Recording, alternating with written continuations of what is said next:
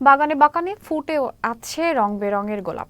এ যেন প্রকৃতি তার সবটুকু সৌন্দর্য ঠেলে দিয়েছে এই গ্রামে।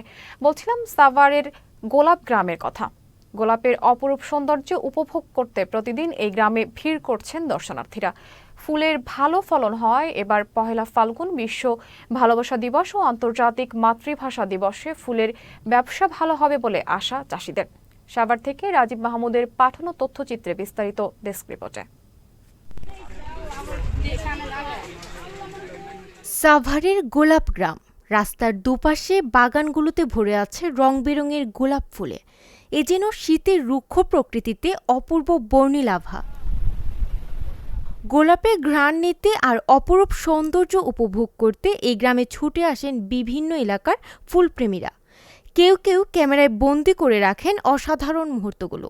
আসলে এটা যে গোলাপ গ্রাম কতটুকু সুন্দর, এই সৌন্দর্য দেখার জন্য আমরা এখানে আসি। আর গোলাপ ফুল মোটামুটি সবাই পছন্দ করে, কে না পছন্দ করে, সবাই। তো আমরা যেহেতু মেয়ে মানুষ, আমাদের গোলাপ সুন্দর লাগে। এতগুলো গোলাপ একসাথে দেখতে পেয়ে আমার নিজের কাছেও ভালো লাগছে। মানে প্রচুর গোলাপের সমারোহ। আরো এটা হচ্ছে ফেব্রুয়ারি মাস।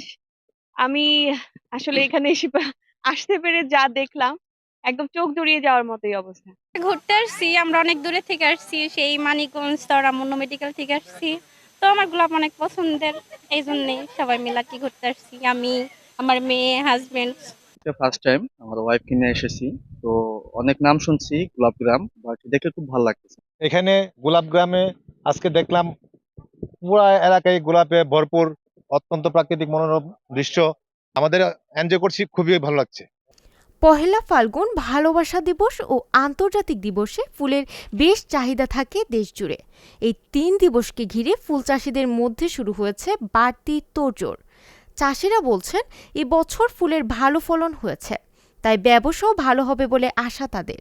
ফুল ব্যবসায়ী যারা আছি আমরা এইখানে আমাদের মূলত মনে করেন সারা বছর আমরা ওই যে মনে করেন ওই লসে কিংবা চালান ধরে আমাদের ফুল বেচা কিনা হয়, কিন্তু আমাদের এই যে ফেব্রুয়ারি মাসে যে 14ই ফেব্রুয়ারি বিশ্ব ভালোবাসা দিবস, তার বাদে 21শে ফেব্রুয়ারি, এই দুইটা দিবসেই আমাদের মনে করেন পুরা বছরের মনে করেন যে আমরা চালানটা খাটাই, ওই চালানটা আমরা মনে করেন উঠাইয়া মনে করেন ওর চাইতে একটু বেশি লাভবান হই।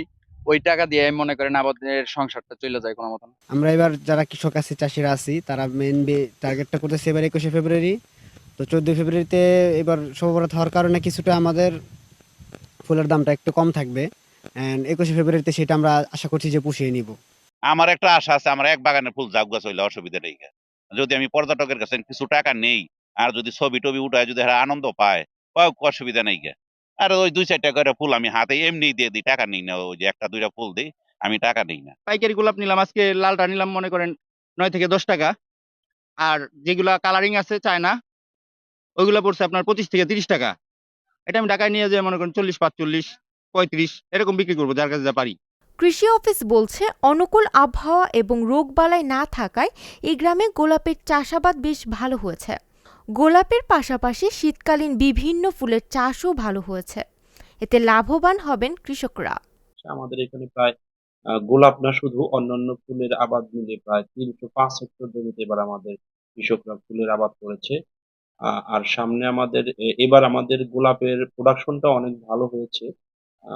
প্রাকৃতিক ভাবে যে এই থ্রেটস গুলো থাকে, যেমন রোগ, পোকা, এটার আক্রমণ অত্যন্ত কম হওয়ার কারণে এবার গোলাপ চাষীদের প্রোডাকশনটা অনেক ভালো হয়েছে। যদিও মার্কেটে বিগত সময় বা বর্তমান সময়ে এদের যেই দামটা একটু কম হলেও সামনে আমাদের পহেলা ফাল্গুন, ভালোবাসা দিবস এবং আন্তর্জাতিক মাতৃভাষা দিবস উপলক্ষে কৃষকরা আশাবাদী যে তারা এই সময়টাতে একটা ভালো দাম পাবে। সহজ শর্তে ঋণ এবং ন্যায্য মূল্যে সার ও কীটনাশক পাওয়া গেলে দেশের চাহিদা মিটিয়ে বিদেশেও ফুল রপ্তানি করার সুযোগ বাড়বে বলে মনে করেন ফুল চাষিরা। Channel news desk.